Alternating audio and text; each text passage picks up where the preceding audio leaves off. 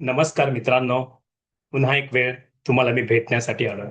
हो मित्रांनो, आजचा विचार आणि आजचं वास्तव हे प्रत्येकाला वेगवेगळ्या पद्धतीने समजण्याचे कौशल्य प्राप्त आहेच. परंतु काही अशा गोष्टी आहेत, की जिथे आपल्याला कोणाचा तरी सल्ला लागतो, आपल्याला कोणाशी तरी बोलावं लागतं किंवा आपल्या मनामध्ये जी धडपड चाललेली असते, त्या धडपडीला योग्य मार्गाने घेऊन जाण्यासाठी आपण खऱ्या अर्थानं शोध मोहीम घेतो आणि मग इथे मात्र गोंधळ होतो, की नक्की कोणाला विचारायचं?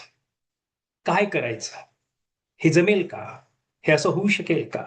असे अनेक प्रश्न तुमच्या आणि माझ्या मनामध्ये अनेक वेळा अनेक विषयासंबंधी येतात. खरं आहे ना? आणि म्हणूनच मित्रांनो, आज तुम्हाला विशेष करून आजचा जो काही थॉट आहे, ते एक सिरीजच्या स्वरूपामध्ये मी आणण्याचा विचार केलेला आहे. आणि मला विश्वास आहे, की यावरती कितीही कोणी, कितीही शिकलेला असला तरी, कितीही खऱ्या अर्थानं अ, वेगवेगळ्या गोष्टीमध्ये तरबेज असला तरी, त्या माणसाला, त्या व्यक्तीला, त्या विद्यार्थ्याला, त्या उद्योजकाला, त्या कुटुंब प्रमुखाला, प्रत्येकाला ही जी बाब आहे, ही भेडसावते आणि ती आहे ओव्हर थिंकिंग, अतिविचार. एखाद्या गोष्टीचा अतिविचार, की जो करत नाही असं म्हणतात, पण ते करतात. हो, हे सत्य आहे. कोणी म्हणेल तुम्हाला, "अरे नाही, नाही, मी नाही करत काही विचार." अहो, तुम्ही जे नाही म्हणतात ना, ते जास्त विचार करतात. हा अनुभव आहे. ह्याची शेवटी हे मानसशास्त्र आहे. आणि म्हणून जेव्हा लोकं सांगतात ना, "मी हे असं-असं करतो," त्यावेळा ते तसं करतात असं नव्हे, तर त्याच्या विरुद्ध बाजूलाही ते असतात, हेच फक्त आपण लक्षात घेऊया. म्हणजे हे बॅटल आपलं जे चाललेलं आहे, हे युद्ध चाललेलं आहे, हे आपलं स्वतःचं युद्ध आहे.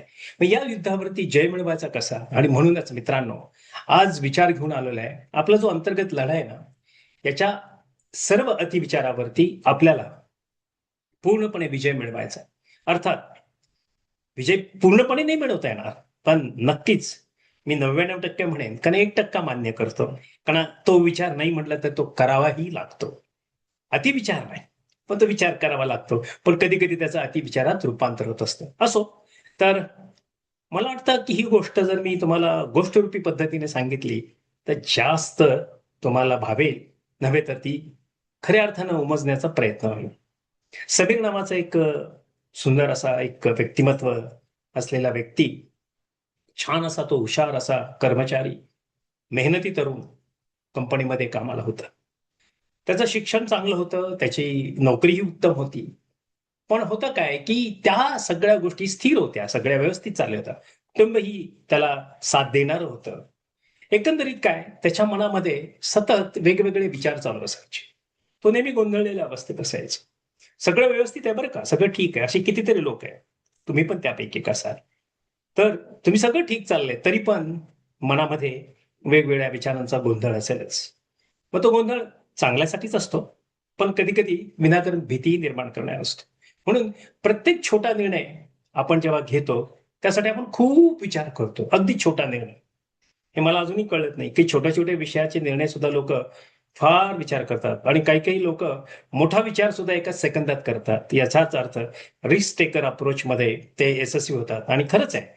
डर के आगे जीत है आणि हे खरंच आहे. जेव्हा तुम्ही ते ॲक्शन घेता, कॅल्क्युलेट रिस्क घेता, तेव्हा तुम्हाला जय हा प्राप्त होतो. मग जेव्हा तुम्ही छोट्या निर्णयामध्ये अडकता ना, तेव्हा इथं एक लक्षात घ्या, एक तुमचा तो छोटा निर्णय सुद्धा तुम्हाला मोठा प्रश्न बनतो. मग यावरती तुम्हाला काय करायला पाहिजे? मग या मीटिंगमध्ये मी बोललो तर काय होईल? मी हे सजेशन दिलं तर काय होईल? किंवा मी हे घरामध्ये असं सांगितलं तर काय होईल? मी अशा पद्धतीने अभ्यास केला तर काय होईल? वगैरे, वगैरे. असे अनेक प्रश्न एकामागून एक असे तुम्हाला व्यक्तिगत स्वरूपामध्ये विचारांवरती विचार, विचारांवरती विचार, की जे अदृश्य स्वरूपामध्ये सर्व गोष्टी असतात. त्या दृश्य स्वरूपामध्ये कधीही तुमच्याकडे येत नाहीत. हे सगळंच्या सगळं तुमचे भास आहेत.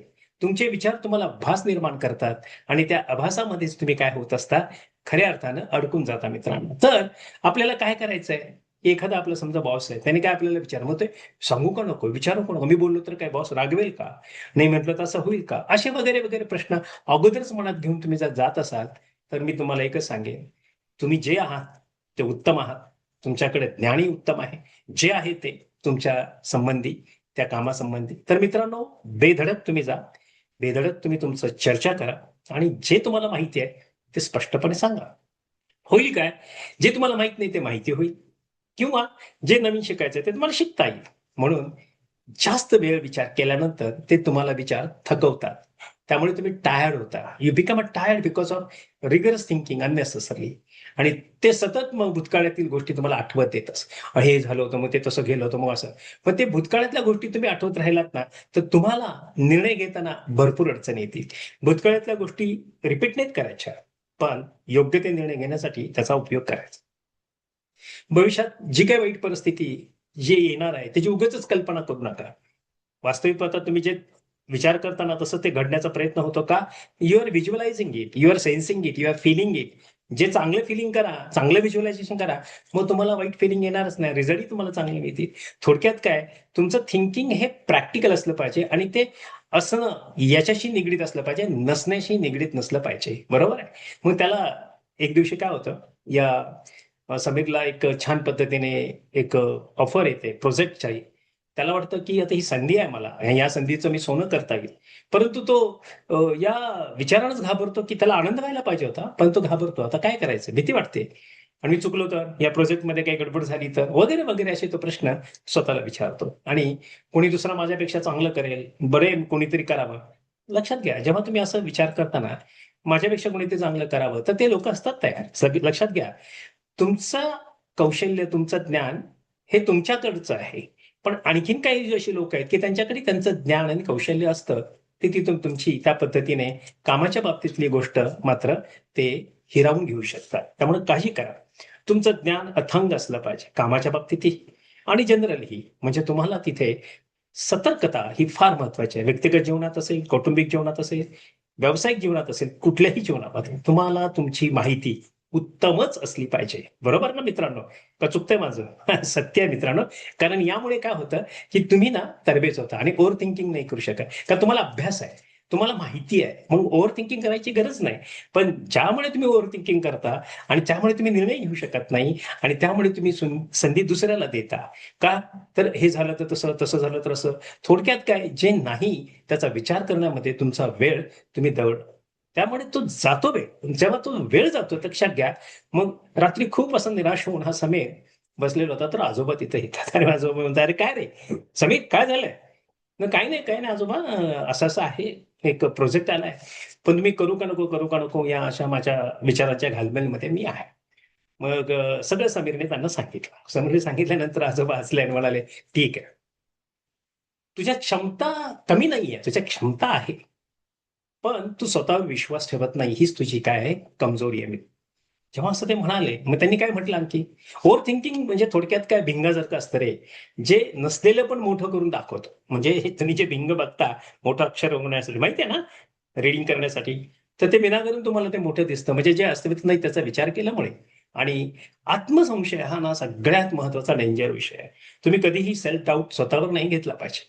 You should be capable to do the best thing in your life because you have that capacity, ability and that competence is friend. फक्त होतं काय, की आपण करावं का? हाच प्रश्न आहे परत ओव्हर थिंकिंग. आणि ते होत नाही असं वाटतं. म्हणून आपल्या नेहमी विचार करताना आपण जेव्हा आपला सेल्फ डाऊट किंवा आपण आत्मसंशय जर असेल, तर ती सावलीसारखी आपल्याबरोबर कनेक्ट असते. त्यामुळे ती आपल्याबरोबर जात नाही. म्हणून तेव्हाच लक्षात घ्या, जे दिसतं ना, जेव्हा तुम्ही स्वतःच्यावरती विश्वास ठेवता ना, ते तुमच्या स्वतःच्या प्रकाशापासून ते दूर असतं. तुम्ही त्या आणि ती जे तुम्हाला मिळवायचं ना, त्याच्यापासून तुम्ही दूर जाता. कारण सेल्फ डाऊट. त्यामुळे कधीही सेल्फ डाऊट घेऊ नका. ज्याला सेल्फ डाऊट असतो ना, ते लोकं खरंच वेगवेगळ्या विचारांमध्ये विनाकारण पडतात. मग समीरला मात्र इथं कळलं का, अरे आजोबा असं म्हणतायत का? बरं. मग त्याने विचार केला. मग मी काय करावं? त्यांनी आजोबाला विचारलं. आजोबाला विचारल्यानंतर तो आजोबा म्हणाले, "ठीक आहे. विचारापूर्वी ती कृती करायची आहे." हां ना, बरोबर ना? स्पष्ट विचार करायला पाहिजे. आणि मग? मग ते कृतीतून ते दिसलं पाहिजे. मग दुसऱ्या दिवशी समीरने छोट्या निर्णयापासून अगदी सुरुवात केली आणि हळू-हळू भूतकाळातील गोष्टी पुन्हा-पुन्हा विचारणं त्याचं ते थांबवलं. त्याच्याकडे तो विचार करूनही लागला आणि जेव्हा एक शंका येईल, तेव्हा तो स्वतःला विचारायचा, की काय हा विचार मला मदत करतोय का? का मला अडवतोय? तसं तुम्ही पण तुमच्या आयुष्यामध्ये हा विचार तुम्हाला अडवतोय का मदत करतोय? हा फक्त प्रश्न विचारा आणि ते विचारलं की उत्तर लागलीच तुम्हाला भेटणार आहे. म्हणजे हळू त्याच्या मनातली सगळा गोंधळ जसा कमी झाला, तसा तुमच्याही मनातील गोंधळ कमी होईल मित्रांनो. मग काही दिवसांनी पुन्हा त्याला एक संधी आली. त्यावेळी मात्र त्याने समीरने भीती न बाळगता तो हो म्हटला त्या प्रोजेक्टला आणि त्या पद्धतीने तो परफेक्ट नव्हता, पण तो सजग होता. हे फार महत्वाची बाब होती आणि हेच तुम्हाला आणि मला व्हायला पाहिजे, सजग. आणि तेच तर या यशाचं तुमच्या आणि माझ्या आयुष्याचं गमक आहे. तर काय मित्रांनो, ओव्हर थिंकिंग ही समस्या नाही आहे. ओव्हर थिंकिंग हा तुमचा विनाकारण तुम्ही घेतलेली एक भीती आहे. तुम्हाला ते ज्ञान प्राप्त न केल्यामुळे निर्माण झालेली ती कृत्रिम भीती आहे. तेव्हा आत्मसंशय तुम्ही खऱ्या अर्थानं कधीही घेऊ नका. त्याची ताकद तुम्हाला तुमची ताकद कमी करते, लक्षात ठेवा. म्हणून तुम्ही गोंधळात पडू नका. तर मित्रांनो, मला विश्वास आहे की आजचा विचार तुम्हाला खऱ्या अर्थानं एका वेगळ्या पद्धतीने घेऊन जाणार आहे, की आजपासून तुम्ही नक्कीच ना, की डाऊट नाही घेणार, स्वतःवर पण घेणार नाही आणि विनाकारण जास्त तुम्ही ओव्हर थिंकिंग नाही करणार. ओव्हर थिंकिंगमुळे तुम्ही आजारी होता, तुम्हाला त्रास होतो, तुम्हाला टेन्शन येतं. विनाकारण तुम्ही मग वेगवेगळ्या प्रकारच्या आजाराला तुम्ही बळी पडता. ब्लड प्रेशर, त्याच्यानंतर ट्रेसेस येतात आणि यामध्ये काय होतं, की आपल्या शरीराकडे तुम्ही पाहत नाही. ॲक्चुअली हे बहुमोल शरीर जे मिळालेलं आहे आपल्याला, त्याचा योग्य उपयोग झाला पाहिजे आणि ते तुमच्या हातात आहे. तेव्हा मित्रांनो, मला विश्वास आहे, की तुम्ही आजपासून ओव्हर थिंकिंग करणार आहे. सिंपल गोष्ट आहे. प्रश्न विचारा. काय? सिंपल आहे. हा मला विचार मदत करणार आहे की अडवणार आहे? आणि मला विश्वास आहे, जर ते अडवणार असेल, तर तुम्ही विचार थांबवा आणि तो पुढे घेऊन जाणार आहे. त्याचा विचार करून ॲक्शन करा आणि ॲक्शन केले की तुम्हाला त्याचे रिझल्ट्स मिळतील. तर मित्रांनो, आजचा विचार हा खऱ्या अर्थानं तुम्हाला आणि मला प्रेरणा देणारा आहेच. त्यामुळे तुम्ही हा व्हिडिओ तुम्ही लाईक करा, सबस्क्राईब करा. पण नेहमी एकच गोष्ट करा. कौटुंबिक प्रश्न असतील, सामाजिक प्रश्न असतील, उद्योगाचे प्रश्न असतील, तुमच्या व्यक्तिगत कामाच्या संबंधातले प्रश्न असतील, तर सदैव विचार करा, की माझ्यामध्ये हे सगळं आहे, मग हे मी का करू शकत नाही? हे मी करू शकतो ना, कारण माझ्यामध्ये ही कॅपॅसिटी आहे. म्हणजे तुमच्या कॉम्पिटन्सीच असतं ना, तुमच्या कॉम्पिटन्सीवर तुमचा भरोसा असला पाहिजे, तुमचा विश्वास असला पाहिजे. तर चला मित्रांनो, या सीरियलमधल्या अनेक गोष्टी मी तुम्हाला शेअर करणार आहे. पण आजच्या दिवशी एवढंच मात्र तुमच्यासाठी. चला मित्रांनो, माझा व्हिडिओ तुम्ही पहा. माझा नंबर आहे 7768981355. नंबर पुन्हा सांगतो, 7768981355. तुम्हाला काही प्रश्न असतील, तुम्हाला ओव्हर थिंकिंग असेल, तर अवश्य माझ्याशी संपर्क करा. तर मित्रांनो, चला भेटूया. थँक यू फॉर वॉचिंग मी आणि मला तुम्ही मोटिवेट करत आहात. तुम्ही विशेष करून कमेंट्स देत आहात.